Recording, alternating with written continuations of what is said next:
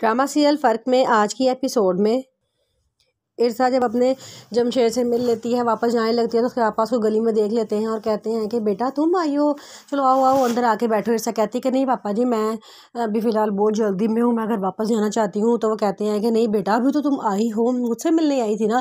तो कहती है कि हाँ जी पापा, मैं आपसे ही मिलने आई थी। तो कहते हैं तो अगर मुझसे मिलने आई तो आओ ना, अंदर आओ, अंदर आके बैठो, थोड़ी सी बातें करते हैं। वो कहती है अच्छा।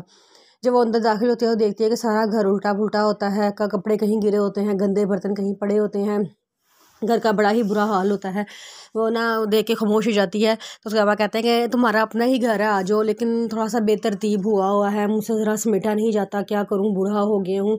तो ऐसा देख के बड़ा परेशान होती है। फिर उसके बाद अध्यापक का हाल चाल पूछ के तो घर वापस चली जाती है। वापस जाके आइज़ल के पास जाती है और कहती है कि तुम 1 लाख रुपया क्यों दे के आई हो जमशेद को। तो वो कहती है कि आप उसको ज़रूरत थी, आपने खुद ही फ़ोन पे उसको मना कर रही थी। तो वो कहती है कि मैं उसको मना करती, तुम कौन होती है उसको देने वाली, मेरी बात एक कान खोल कर सुन लो। तो तुम चाहे जितनी मर्जी प्लानिंग कर लो, लेकिन मैं कमाल साहब को कभी भी नहीं छोड़ने वाली, ना ही कमाल साहब मुझे छोड़ेंगे। ये कह के वो वहाँ से चली जाती है और आइज़ल खड़ी उसकी बात सोचती रह जाती है कि इसने कहा क्या है। उसके बाद कमाल साहब जमशेद के घर जाते हैं और उसे कहते हैं, उसे मिलने के लिए बाहर बुलाते हैं। जब वो जमशेद बाहर आता है तो उसे कहते हैं गाड़ी में बैठो, मुझे तुम्हारे साथ कहीं जाना है।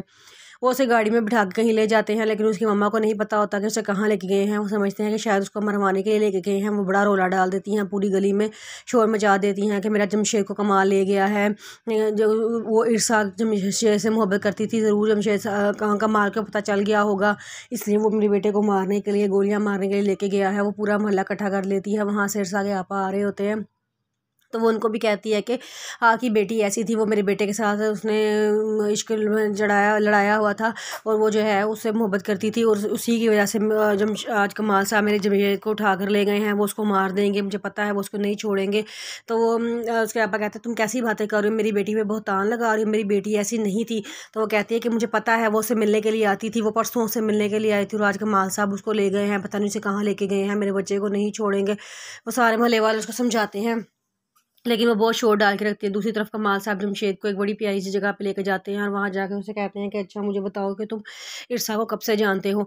जमशेद कहता है कि मैं इरसा को जब से हम बचपन से मैं उसको पसंद, अभी इतना ही कहता है। तो साथ ही कमाल साहब कहते हैं मैंने ये नहीं पूछा कि तुम पसंद कब से क्या करते हो, मैं ये पूछना चाहता हूँ कि तुमसे कब से जानते हो। वो कहता है कि मैं बचपन से उसको जानता हूँ। तो वो कहते हैं अच्छा चलो मुझे ये बताओ कि एक तरफ तुम थे, एक तरफ मैं था, मैं तो हम दोनों की तो उम्रों में भी इतना फ़र्क था, फिर इरसा ने तुम्हारा खिताब क्यों नहीं किया, तुमने उसने मुझे क्यों, मेरा इंतखाब क्यों किया है।